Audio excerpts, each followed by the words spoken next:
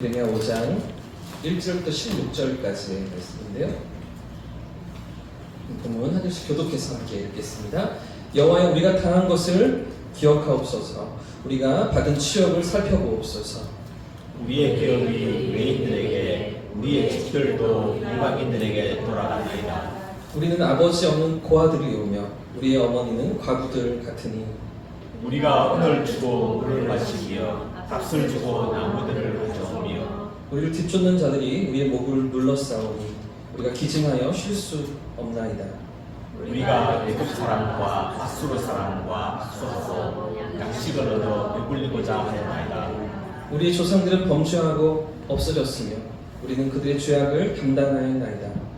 종들이 우리를 지배하며 그들의 손에서 건져낼 자가 없나이다. 광야에는 칼이 있으므로 주기를 무릅써야 양식을 얻사오니 굶주림의 열기로 말미암아 우리의 피부가 아궁이처럼 검으니이다. 대적들이 시온에서 부녀들을 유다 각 성읍에서 처녀들을 욕보였나이다. 지도자들은 그들의 손에 매달리고 장로들의 얼굴도 존경을 받지 못하나이다. 처녀들이 맷돌을 지며 아이들이 나무를 치다가 엎드러 지오며 노인들은 다시 성문에 앉지 못하며 청년들은 다시 노래하지 못하나이다. 우리의 마음에는 기쁨이 그쳤고 우리의 춤은 변하여 슬픔이 되었사오며 우리의 머리에서는 멸류관이 떨어졌사오니 오호라 우리의 범죄 때문이니이다. 아멘. 아멘. 할렐루야. 아멘. 할렐루야. 아멘. 오늘도 기도의 자리에 나오신 여러분을 주님 이름으로 축복합니다. 아멘. 옆에 계신 분들과 이렇게 인사하겠습니다. 하나님 품이 가장 따뜻합니다. 이렇게 고백하겠습니다. 하나님 가장 따뜻합니다. 아멘이시죠? 이 밤에도 우리의 삶에 가까이 다가와 주시는 하나님의 품을 경험할 수 있기를 주님 이름으로 축복합니다. 여러분, 지난 수요일에 있었던 뉴스가 하나가 있었는데요. 경기도 안성에 위치한 한 사찰에서 불이 난 사건 여러분 아십니까? 대한불교 조계종에 소속된 칠장사라는 절에서 불이 났었는데요. 이런 뉴스 여러분 보셨었죠? 화재로 스님 한 분이 돌아가셨습니다. 소방대원들이 3시간에 걸쳐서 이렇게 화재를 진압했고요. 화재를 다 이렇게 진압하고서 보니 스님 한 분이 이 안에 이제 돌아가셨던 것이죠. 근데 화재 현장에 있던 2장의 메모가 발견되었는데 확인해 보니까 이 스님이 돌아가신 스님이 적어놓은 유서였습니다. 그러니까 이 자승이라는 스님이 스스로 죽음을 선택했던 것인데요. 그런데 이게 조금 심각한 문제가 되는 것은 이 스님이 고의로 이 절에 사찰에 불을 냈기 때문입니다. 사실 이 사찰은 1000년의 역사가 넘는 그런 고찰, 오래된 고찰이었거든요. 경기도 문화재 24호로 지정되어 있고요. 또 국보로, 국가 보물로 지정되어 있는 여러 가지 그 그림들, 텔마라고 하죠. 이런 그림들이 문화재로 지정되어 있는 사찰 전체가 문화재인 그런 절이었습니다.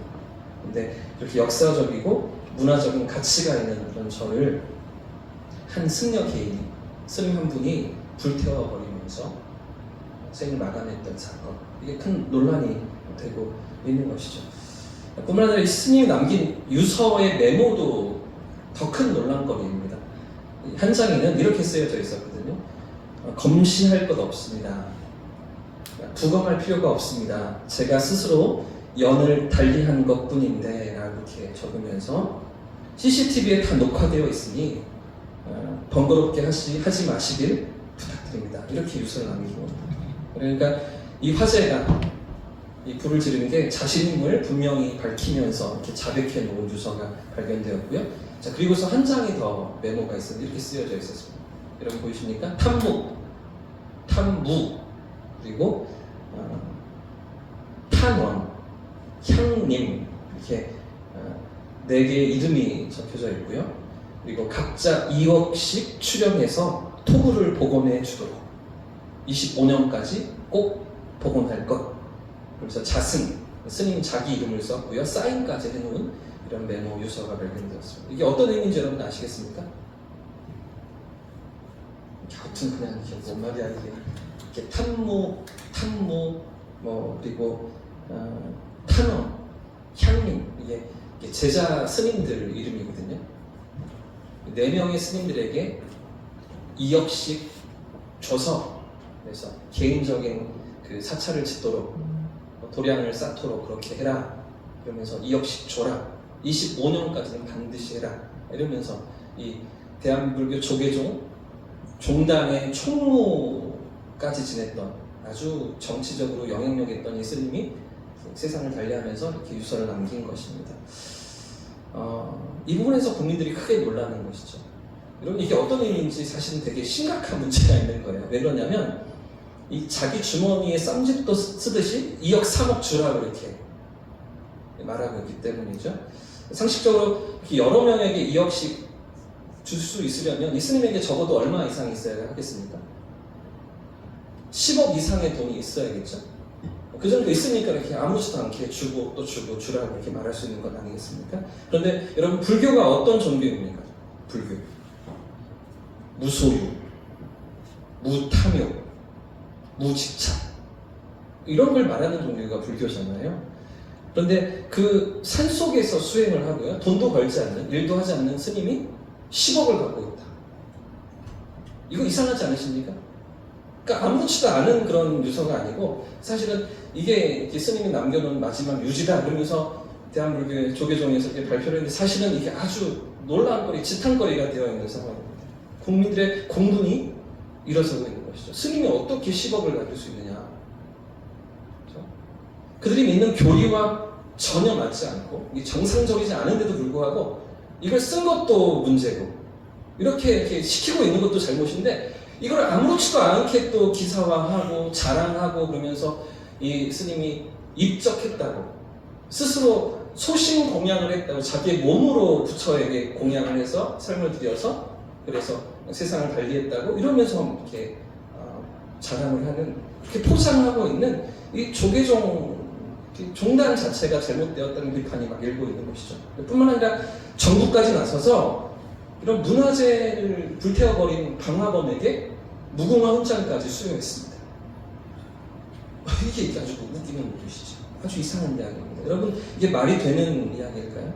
종교인이라고 하면서도 전혀 자신이 믿는 바, 자신이 말하고 있는 바와 그렇게 살지 않는 전혀 다른 모습으로 살았던 것 같은 그런 삶의 모습들을 보면서 실망에 빠지고 믿는 것과 살아가는 모습이 전혀 다른 그런 가짜 성직자를 또 발견하게 되는, 그러니까 그 마지막 순간까지도 이게 얼마나 잘못되었는지 모르고서 그 삶의 마지막 순간을 선택하는 그런 자리에 들어가 있고 얼마나 또 이렇게 비리가 많고 타락했고 썩어 빠졌으면 그게 자랑할 노릇이라고 기자들 앞에 내놓고 세상 앞에 이렇게 자랑질하는, 사실은 불교만 그런 것은 아니겠죠. 우리에게도 그렇게 돌아봐야 할, 우리 자신에게도 우리 교회 안에도 얼마나 사실은 잘못된 방향으로 가고 있는 하나님의 뜻과 부르심 앞에서 우리가 바로 서 있는가를 돌아봐야 하는, 그렇죠? 사실은 저 같은 종교인 성직자들로부터 우리 자신을 점검하고 성찰해 봐야 하는 그런 두려움이 있는 그런 사건이 아닌가. 저는 이 기사를 보면서 참 국민들이 아는 분들은 이걸 가지고서 크게 이제 공부를 사는데 어떤 분들은 그런갑다, 뭐 절이 탔나 보다, 스님이 한 분 돌아가셨나 보다, 무궁화 훈장을 받아. 훈장이 4종류가 있대요. 화랑 훈장 이런 것들부터 4개 종류 중에 가장 최고의 훈장이 무궁화 훈장인데 그 훈장을 이런 사람에게 주고 있는, 죽은 분에게 주고 있는. 자, 오늘 우리가 살피고 있는 예레미야 당시에 유다의 상황도 마찬가지였습니다. 이런 거짓 종교 지도자들, 거짓 선지자들로 인해서 눈과 귀가 가려지고 마음이 어두워진 채 완전히 어긋난 길로 달려가다가 결국에 하나님의 심판을 경험해야 했던 유다 백성들의 처지가 우리가 지난 시간 동안 계속해서 살펴보았던 그런 예레미야 에가서의 배경이었죠. 우리가 오늘 이제 13번째 예레미야 에가서를 함께 확인하게 되고요. 그리고 다음 주에 이제 마지막 부분 14번째를 확인하면 이 에가서가 마무리되어지는데, 여러분 기억나십니까?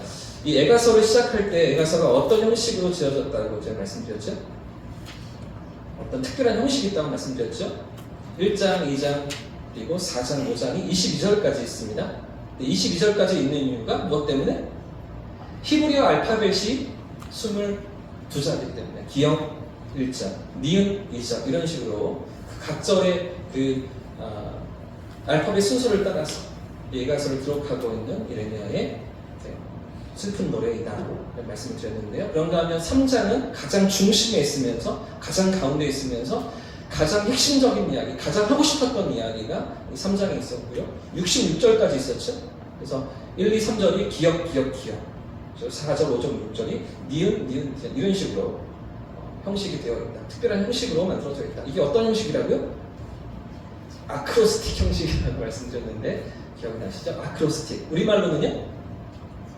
답관체 형식이다. 답관체로 지어진 그런 시의 형식이다라고 말씀드렸습니다. 그런데 오늘 우리가 읽은 5장은 조금 다릅니다. 5장은 이 답관체가 아닙니다.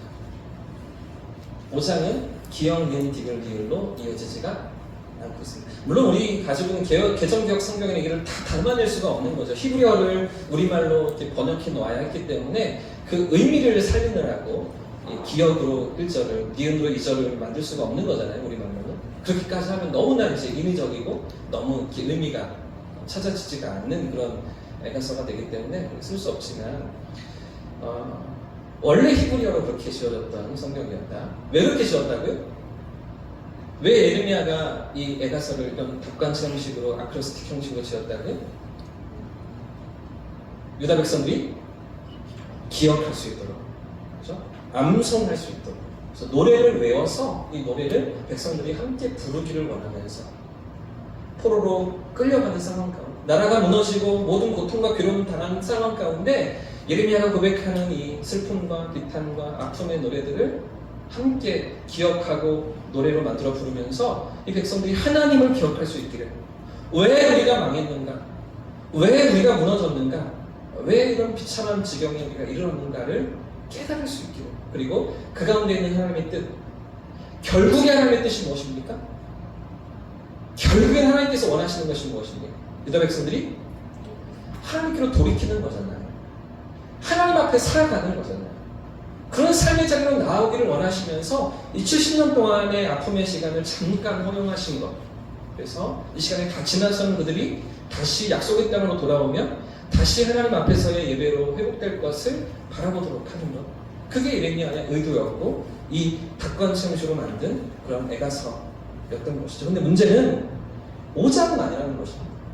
여전히 22절로 되어 있지만 22절로 형식은 갖추어져 있는 것 같지만 답관체가 아니라는 것이죠. 기역, 디귿, 니을로 이어지지가 않고 있다는 것이죠. 여기 5장을 기록하고 있는 전혀 새로운 형식이 있습니다. 전혀 새로운 패턴이 있습니다. 과연 선지자는 어떤 형식을 가지고서 이 마지막 장을 써내려고 하고 있습니까? 어떤 형식일까요? 바로 기도입니다. 기도로 오늘 마지막 장을 예레미야는 채우고 있는 것이죠. 지금 1장부터 4장까지는 이 아크로스틱을 따라서 탄식도 있고 눈물도 있고 회개와 뉘우침도 있고, 그런가 하면 이 모든 괴로움 가운데서 다시 하나님을 바라보면서 회복을 꿈꾸는 소망을 품고 있는 그런 예레미야의 여러 가지 모습들이, 그런 삶의 모습을 하나님께 서기를 원하는, 백성들이 그렇게 서기를 원하는 예레미야의 간절한 소원들이 4장까지 이어지지만, 그러나 이 모든 상황 가운데 선지자가 결국 나아가는 자리가 어디일까요? 결국 나아가는 자리가 기도라는 것이죠. 기도. 자, 하나님 앞에 부르짖는 기도로 선지자의 이 애가가 나아가고 있는 것이죠. 오늘 1절 말씀이 바로 그 부분인데 1절 말씀을 같이 한번 읽어보겠습니다. 시작! 여호와여, 우리가 당한 것을 기억하시고 우리가 받은 치욕을 살펴보옵소서. 아멘. 여러분, 지금 예레미야 에가서 5장이 어떻게 시작하고 있습니까? 결국에 이 모든 노래의 마지막 결론이 무엇입니까? 여호와여, 여호와여. 하나님의 이름을 부르며 그분 앞으로 나아가는 것이죠. 그러니까 자신이 그 하나님 앞에 나아가면서 이 기도를 가지고 주님을 바라볼 뿐 아니라 이 노래를 부를 이 유다 백성들도 여호와, 하나님의 이름을 부르면서 그분 앞에 서기를 원하고 있는 선지자가 있다는 것입니다. 그 무너진 자리에서, 그 아픔과 고통의 자리에서 하나님을 바라볼 수 있기를, 하나님 앞에 서는 그 기도로 나아갈 수 있기를 선지자는 원했던 것이죠. 여러분, 전설적인 복싱 선수 조지 포먼을 아십니까? 우리 청년들은 전혀 모를 거예요. 마크 타이슨은 알아요? 들어봤죠? 타이슨보다 더 앞에, 그 앞세대 어쩌면 마크 타이슨보다 더 강력한 핵주먹을 가졌던 사람이 조지 포먼이라는 사람. 우리 집사님들은 기억하십니까? 70년대를 주름 잡았다. 한때는 이 올림픽에서 금메달을 땄다고요. 또 프로 선수로 무패 행진을 이어가던 그 조지 포먼인데 원래는 찢어지게 가난한 그런 휴스턴의 뒷골목에서 자랐다고 합니다. 그 동네에서도 가장 거칠고 어려운 그런 환경에서 이 조지 포먼이 자랐다는 것이죠. 제대로 새끼를 먹어본 적이 없었다 이렇게 인터뷰를 했다고 해요. 비굴한 가정에서 자라던 그런 조지 포먼이 이 집안이 가난한 것만 아니라 아버지도 이제 뭐 도망가고 없고 이런 상황에서 엄마 손에 자라면서 모든 이렇게 폭력과 범죄를 일삼는 그런 청소년 시기를 보내던 그런 문제아였던 것이죠. 그러던 중에 청소년 시기에 이 문제아들을 그 지도하는 직업학교에 들어가게 됩니다. 엄마의 이제 권유로 어쩔 수 없이 여러 사람들의 설득으로 직업학교에 들어가게 되는데 거기서도 적응을 하지 못하고 별 붙이지 못하고 쫓겨날 형편에 몰려 있는데 그런데 이 조지 포먼을 유심히 보았던 한 선생님이 학교 안에 있는 이렇게 운동 동아리, 복싱 클럽에 이 조지 포먼을 이렇게 들어오게 하면서 그러면서 이제 운동을 배우기 시작했습니다. 그리고 1년 만에 1968년 멕시코 월드컵에 복싱 미국 국가대표 선수로 나가게 되는데 여기서 어떤 메달을 땄다고요? 금메달을 땄습니다. 몇 년 만에? 1년 만에. 복싱 된 지 1년 만에 금메달을 따게 되고요. 그리고 이후로 프로 선수로 전향하여서 챔피언까지 오게 됩니다. 헤비급 챔피언에 올라서 1973년까지 총 40번의 경기를 치렀는데 몇 승? 40승. 무패 행진을 이어가고요. 계속해서 승리하는, 싸울 때마다 이기는 뿐만 아니라 그 40전, 40번의 경기 가운데 KO 승리가 몇 번일까요? 37번. 그러니까 3번 빼고는 다 KO로 이겼는데 이 KO가요 1회, 2회에 다 쓰러뜨리는 KO입니다. 그러니까 주먹이 너무나 강한 거예요. 그러니까 1년 만에 뭐 이렇게 많이 뭐 뛰지도 않고 줄넘기도 안 하고 운동을 많이 하지 않아요. 주먹이 워낙 강해서 그러니까 올림픽에서 누구? 제안은? 제 얘기? 그 정도로 주먹이 강해서 37 KO가 무려 1, 2라운드에 다 상대를 넘어뜨리는 그리고 3라운드까지 간 게 몇 번 되지 않는 이런 선수로 이렇게 발돋움하고 전성기를 달렸던 것이죠. 그러나 1974년 아프리카 자이르에서 열렸던 이 무하마드 알리와의 경기. 무하마드 알리는 들어보셨죠? 나중에 이제 그 뭐죠? 치매? 알츠하이머를 보면서 이제 올림픽 이렇게 성화봉송도 하고 그랬던 선수가 무하마드 알리잖아요.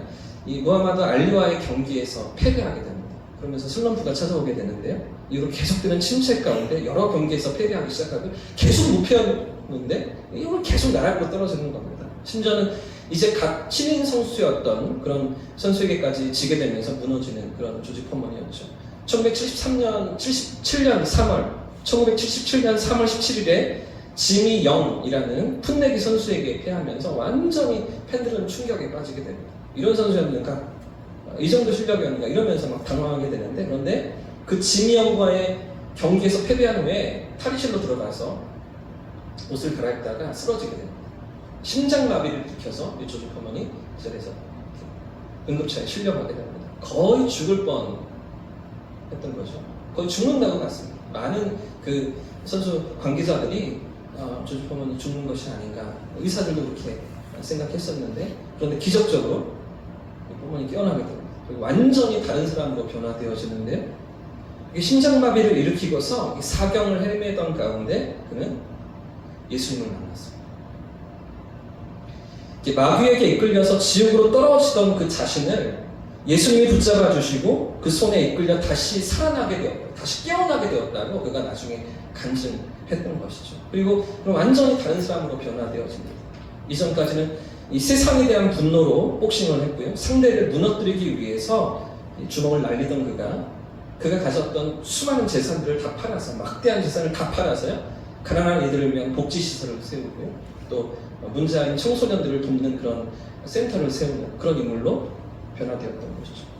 그런데 여러분, 중요한 것은요, 이런 조지 포먼의 변화가 있기까지, 이런 삶의 극적인 변화가 있기까지 누구의 기도가 있었을까? 여러분 그의 삶에 누구의 기도가 과연 있었던 것입니까? 바로 어머니의 기도가 있었습니다. 그가 문제아로 세상에서 방황할 때도 그를 위해 기도하던 어머니가 계셨고요. 그러니까 이제 복싱 선수가 되어서 챔피언을 달릴 때도 기도해 주시던 어머니가 계셨고, 링 위에서 상대 선수에게 이렇게 주먹을 쏟아부을 때도 슬럼프에 빠져서 다시 인생의 깊은 쓴맛을 경험해야 했을 때도, 또 심장마비로 쓰러져서 사경을 헤맬 때에도 그를 위해서 기도해 주시던 어머니가 계셨던 것이죠. 하나님 이 아들을 지켜주십시오. 하나님 이 아들과 함께 해주십시오. 이렇게 기도하시던 그런 어머니였다고 해요. 사랑하는 여러분, 결국 우리가 나가야 할 자리가 어디입니까? 결국 우리가 서 있어야 할 자리가 어디입니까? 기도의 자리이죠. 할렐루야. 하나님 앞으로 나아가는 것입니다. 오늘 이 예레미야처럼 결국에 5장에서 기도의 자리에 서고 있는 예레미야처럼 이 아들을 어찌할 수 없어서, 어떻게 도저히 컨트롤할 수 없어서 직업 밖에 맡기면서도 기도하던 어머니처럼 그 모든 삶의 자리에서 승승장구할 때, 잘 나갈 때, 성공할 때, 승리할 때 그때에도 기도하고, 슬럼프에 빠져서 패배하고 무너져가던 아들을 위해서도 기도하던 그 어머니처럼, 그 사경을 헤매던 아들을 위해서 기도하던 어머니처럼 결국에는 우리가 나가야 될 자리가 하나님 앞인 거죠. 이 기도의 자리인 것입니다.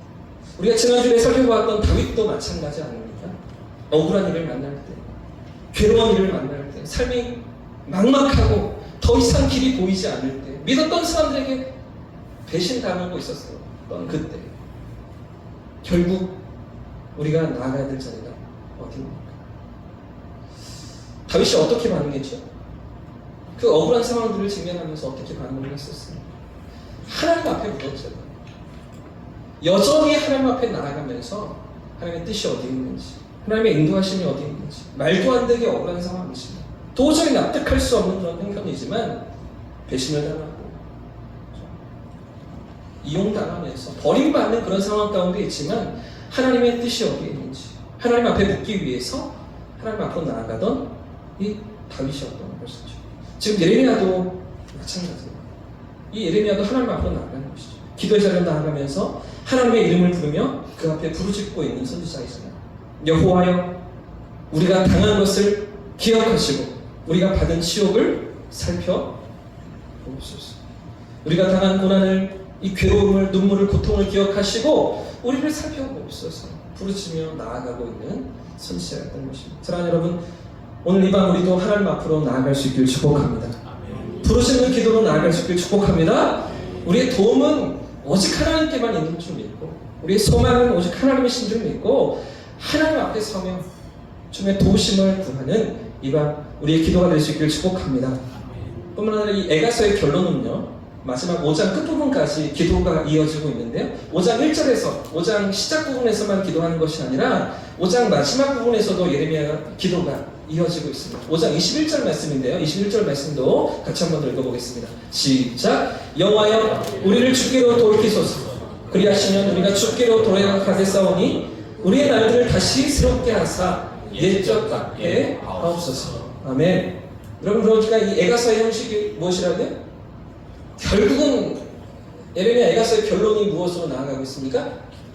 선지자의 기도라는 것이죠.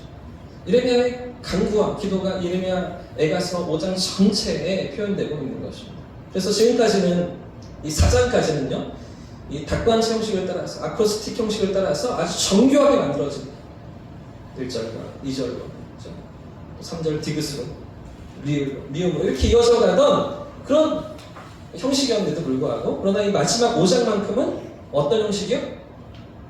오롯이 하나님께 담아드리는 기도로, 온전히 하나님 앞에 나아가는 기도로 5장 처음부터 이 마지막까지 모두가 선지자의 부르짖음이었으며 간구였던 것이죠. 여러분, 예레미야가 왜 이렇게 지었을까요? 예레미야가 왜 에가서를 이런 형식으로 만들었을까요? 왜 앞에 4장까지는 이런 닭관치 형식으로 짓고 5장에서는 전혀 다른 형식으로, 그죠? 기도와 간구로 부르짖음을 이렇게 담아내고 있는 것일까요? 여러분, 무엇 때문이라고 생각이 드십니까? 잘 모르시겠죠? 저도 잘 모르겠습니다. 나중에 천국 가서 물어봐야 될 것 같아요. 자, 그런데 제가 좀 곰곰이 생각해보니 이 대목에서 조금 머물러서 제가 묵상해보니까요. 어쩌면 예레미야의 감정이 터진 것은 아닐까? 이렇게 생각해봤습니다.